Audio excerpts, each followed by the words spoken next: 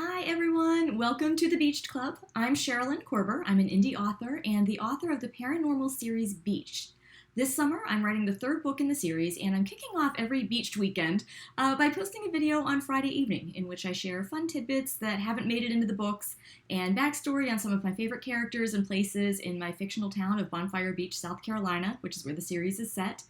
I also talk about some other things I'm doing over the summer, such as paranormal investigations and other hobbies and activities I'm involved in.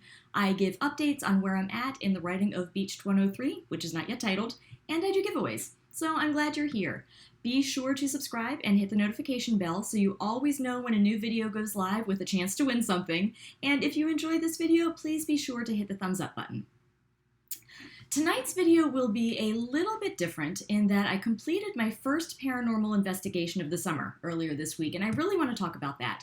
So instead of having this video drag on for goodness knows how long, we're going to be skipping Bonfire Beach history this week. Next week, we'll be back at it, and I'll be telling you the story of Hurricane Beach, the resort city farther down the coast from Bonfire and its boardwalk. But tonight will be Ghost Hunt night, along with my Book 3 update and tonight's giveaway. This past Sunday, I spent the day at Hillview Manor, or Haunted Hill View Manor, as it's called, in Newcastle, Pennsylvania. And let me just interject here right at the very beginning to be sure that I include this disclaimer. This is not sponsored. Our investigation was not sponsored by Haunted Hillview Manor in any way, shape, or form. We were not specifically invited, nothing like that. It was just a really good trip.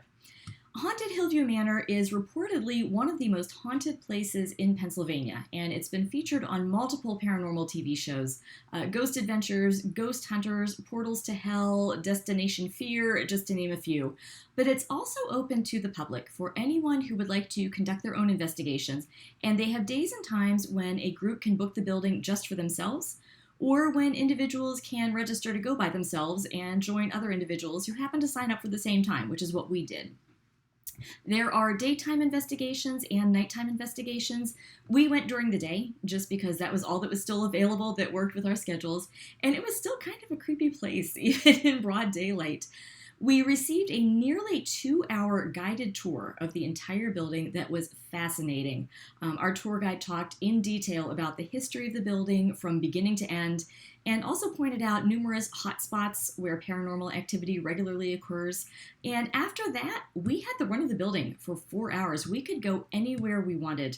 There are a number of rooms that are kept locked and posted that no one can go into simply for safety reasons, but otherwise everything was open to us. History of Hillview Manor. Hillview Manor was originally named the Lawrence County Home for the Aged, or Aged, I'm not quite sure how you say that. It's commonly called a poor farm, and it was a place where people went to live when they had nowhere else to go. It opened in October of 1926, and this was before the age of Social Security, so you would have had elderly people with no income, widows with children, people who were mentally ill, people who were otherwise unable to work and support themselves. This was, I don't want to say a place of last resort, but in those days, when you had nowhere else to go, Poor Farm was where you went. When the Lawrence County Home for the Aged had opened its doors, it was overseen by a married couple named Mary and Perry Snyder. The Snyders were in charge until they were asked to leave in 1944, and their years at the Poor Farm were described as essentially a reign of terror. The official reason for ousting them was incompetency in running the place, but our tour guide shared with us numerous stories of beatings, of murders, of children stolen from their mothers and adopted out by the Snyders, of mistreatment of the staff by the Snyders, all of it either conducted under the watch of the Snyders or by one or both of the Snyders themselves. The list goes on and on of all the horrible things that happened there. After President Franklin Delano Roosevelt implemented the Social Security system, the need for poor farms, such as the Lawrence County Home, became obsolete, and so in the 1960s, it changed over to a skilled nursing facility, which eventually became overcrowded. So a new wing was added on in the 1970s, and a public contest was held to find a more suitable name, and that winning name was Hillview Manor. Hillview Manor operated into the beginning of the 21st century, but ultimately, due to financial constraints, it closed for good in 2004. It sat empty for a while and was eventually purchased at auction by a woman who intended to convert it to condominiums. However, she fell ill and passed away, so it continued to sit empty while her family tried to decide whether or not they wanted to continue with those plans. While it was empty, two men dressed like construction workers showed up, told the neighbors that the conversion was starting, broke into the building, and stole $150,000 worth of copper pipes and copper wiring. And the family ultimately decided against putting so much money into the project, not just renovating it at that point, but also replacing everything that had been stolen. And it is now operating as Haunted Hill View Manor. It doesn't just offer opportunities for paranormal investigators to come in. It also hosts such events as Psychic Fair, which we missed by one day. It was the day before we got there. They have HillCon Paranormal Investigation, Scare Manor during the month of October with a haunted house and a maze, speakers, all kinds of other events. They do Facebook live streams of their own investigations that you can watch online and participate in. It's a neat place, and we were welcomed with open arms and treated so well. I can't say enough about our experience with the staff, which is a big reason why I wanted to devote tonight's video to our time there. Everyone was so wonderful. So if anyone from Haunted Hill View Manor is watching, thank you so much. We had a fantastic visit. Thank you. To share just a few of the spirits we were told have been commonly seen or heard or captured. Number one, there's reportedly a little boy named Jeffrey who came to the poor farm with his older brother. They were orphans. The brother was adopted out to a local farmer who wanted a farmhand. The brother was old enough to be put to work. Jeffrey was only 5, and so he was left behind. And from there is no record of what happened to Jeffrey. It could well be that he was one of the numerous children who simply disappeared from the facility during the time the Snyders were in charge. But Jeffrey was seen by more than one elderly resident when Hillview Manor became a nursing home, typically by patients who were about to pass away. There's a room set up there, especially for Jeffrey. It's Jeffrey's room. It's filled with toys. He likes, in particular, to play with balls. One ball in particular, he has a favorite, and he's known to roll this ball across the floor, so we were told to watch for that. Down in the boiler room, there is reportedly a man named Eli. Eli had been a handyman at the poor farm, and he enjoyed his alcohol. One Christmas time, residents of the poor farm found Eli passed out in the snow outside, and they brought him into the boiler room to sleep it off and recover. They didn't want to tell anyone that they'd found him that way because they were afraid of what the Snyders would do to him. Unfortunately, by morning, Eli had passed away, officially due to exposure, and he is rumored to still haunt the boiler room, or at least stay down in the boiler room, and take care of some children's spirits who were also hurt down there. In the furnace room is a former nursing home maintenance worker named Charlie. Charlie loved the Pittsburgh Steelers. He would tell anyone that Charlie Bradshaw was and is the greatest quarterback there ever was and ever will be, and he does not appreciate if you leave the furnace room without telling him goodbye. Upstairs is the spirit of a former nursing home resident named Bill Boots, or Mr. Boots. Mr. Boots liked pipes, cigarettes, and Elvis, not necessarily in that order. We don't know. He liked all three. And he also liked one of the nurses at the nursing station that was directly across the hall from his doorway. Her name was Sandy, and she was devoted to him. And both Sandy and Mr. Boots are reported to still be on that floor and in that room. There are plenty more stories of spirits I won't get into here. The circumstances of how some of them came to be spirits are not exactly family friendly, and others I just, sad to say, can't remember the names or the details of. But overall, there was no shortage of things to listen for and expect to smell or feel or see or hear. Our guide made us aware of all of them.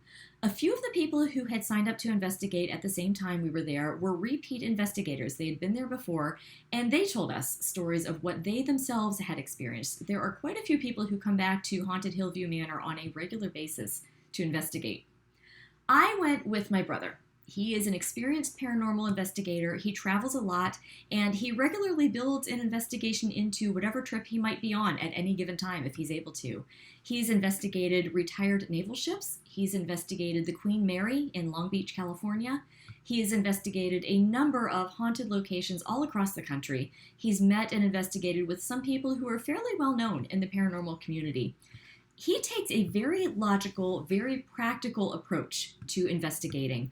Whatever he might experience, he will not say for absolute certain that it's paranormal unless and until he has done everything he possibly can to debunk it or otherwise find a reasonable explanation. And for that reason, because it takes so much to convince him, I like investigating with him because I know that if he can't explain it, there's a very good chance that it is something otherworldly. I enjoy the excitement of it. He enjoys the science. There were investigators there with EMF detectors. One also had a REM pod as well as a spirit box. My brother keeps it simple. All we had with us was a digital recorder and, of course, the cameras on our phones. And we went everywhere. We took our phones with us. We played Elvis songs for Mr. Boots in his room. We sat in Jeffrey's room and played with his toys and asked him to play with us. We went to the furnace room and asked Charlie what he thinks of Tom Brady. There was a blind elderly woman named Amanda who was in a wheelchair who liked to go outside to feed the birds. And one day she got disoriented coming back inside and fell down a stairwell in her wheelchair. I also love to feed birds, so I talked to her about birds and asked what her favorites were. There is one hallway upstairs called the Noisy Hall, where chairs are set out, and spirits will reportedly hang out and talk to you if you sit in the chairs and talk with them. There were plenty of places to try and make contact, and we stayed and roamed and occasionally shadowed another investigator and talked to others about what they were finding. Sadly, with the exception of one investigator who says she comes to investigate 3 or 4 times per week, and who was getting a few conversations on the spirit box and hits on the EMF detector, except for her, all of us agreed that the building was very quiet that day. We ourselves had an occurrence that my brother couldn't disprove, but he still hesitates to call it paranormal. We were in Mr. Boots' room, and just when I heard something rustle in the far corner, he thought he saw a shadow figure move in that area. At the same time, we checked light sources to see if it was an actual shadow of something or something outside. They were mowing grass at the time, so we thought it might have been one of the workers. It didn't look to be outside light, but we can't necessarily say it wasn't possibly a mouse or something making the noise that I heard, or that he just thought he saw something, so we're not sure. Otherwise, we unfortunately did not pick up anything else. Like I said earlier, Psychic Fair had been just the day before, and one theory was that sort of wore all of them out, so they had no interest in talking to us. I don't know. But even though we didn't experience anything, I would still recommend Haunted Hill View Manor if you're thinking of investigating somewhere yourself. Just because nothing happened the day we were there doesn't mean it doesn't ever. Plenty of investigators have had their own experiences there. So I will leave it to you to be the judge. The history of the building itself is so interesting. The building, the architecture is just fascinating. They don't build them like that anymore. The staff are fantastic. So I highly recommend. Their website is hauntedhillviewmanor.com. You can book a visit through the site. You can view evidence that other people have captured. You can see what events they have coming up. They're also on Facebook. As I mentioned, they do frequent live streams that you can join in on. We had a great day. So again, I highly recommend. Our next investigation is coming up the first part of July. We're going to the Crescent Sanatorium in Crescent, Pennsylvania. The Crescent Sanatorium was one of the first sanatoriums in the U.S. for the treatment of tuberculosis patients. It was open from 1913 to 1964, and my grandfather was actually a patient there. Fortunately, he survived, but who knows? This might be enough of a personal connection that we might have better luck on this time or in this investigation. We're also going to be investigating overnight instead of during the day. The idea that ghosts and spirits are more active in the dark than in the daylight is actually a myth, but it will certainly add to the overall ambiance of the investigation, so I'm excited about it. I want to say that the Crescent Sanatorium has only recently been open to the general public, so not many investigations have taken place. So we will see what happens. I will keep you posted. So in other news, you might be able to see behind me right there. There's my W. I talked last week about using the W method to plot my books. This is obviously a work in progress, and it is not quite the W yet. I have another one going on in my book here where I keep all of my notes for book 3, and that's where I actually have the actual plot points and the W that I'm kind of plotting out on there. For plot points, I mainly use the Save the Cat Writes a Novel book by Jessica Brody. It's a guideline that I use in conjunction with my W for what needs to happen when, so I can make sure everything is spaced out properly. And the plot points that I've got down so far for book 3, I'm keeping secret. I am not showing on video. I'm not putting them out there so people can freeze frame and zoom in. I don't want to do that. The W behind me right now is for the little things that I believe make the story fun. The finer details of things to include to make everything feel richer and deeper and more real. They might not have a direct impact on the story, but they fill it out, and they do still need to be strategically placed. So that's what this one is for back behind me. Overall, I'm not quite finished plotting, and I'd hoped to be so by now, so I'm bumping my self-imposed deadline back 1 week. I'm aiming to be able to tell you next week that I am done, and so I can start writing. What I've put together so far I like, so hopefully I won't have to change very much when I work out the rest. Sometimes that happens, sometimes it's necessary. We will see how much I can keep. Otherwise, tomorrow is June 18th, which is a date that ends in 8. So it is 80s on the 8 days. If you can see this, here we go. And on my Facebook page, I collect vintage 1980s young adult books and series, and I'm currently summarizing, chapter by chapter, the first book of the Sunset High series by Linda A. Cooney. It's called Getting Experienced. I post one chapter summary at a time on every date that ends in 8, so 80s on the 8s. So be sure to come on over to my Facebook page and catch up. I don't critique. We don't have book discussions. It's just a fun way for me to share one of my hobbies with you. And that is the Beach Club weekend kickoff meeting for this week. I hope everyone's relaxed and ready to have some fun times over the next couple days. It is Father's Day weekend here in the U.S., so happy Father's Day to my own dad as well as to my father-in-law. So I hope you have some fun things planned. For this week's giveaway, I have, where did it go? I lost it. The Bonfire Beach decal that I have shown before. This is what it looks like. It's on orange paper, so you can see what it looks like. This is what you actually get. You cannot purchase this in the Beached by Sherilyn Korber shop on teespring.com. You can only get it from me. And I also have a Haunted Hill View Manor sticker to give away, suitable for laptop covers or anything else you want to stick it on. If you would like to win the decal, comment down below and tell me if you believe in ghosts or spirits or hauntings, or if you are a skeptic. Simple as that. And if you would like to win the Haunted Hill View Manor sticker, comment down below and tell me if you have had a ghost encounter yourself. And if so, what was it? What happened? You can enter to win both giveaways, but you can only receive one. Please be sure to also include a way for me to contact you should you win. An email, a social media handle, anything, so long as it actually works and I can get in touch with you. Entries must be posted by 7 p.m. Eastern Standard Time on Tuesday, June 21st. So that's it for this week. Thank you for stopping by. If you enjoyed this video, please give it a thumbs up. Be sure to subscribe, I should say. Please sure to subscribe. Spread the word. I will see you all next Friday. Have a great weekend. Take care.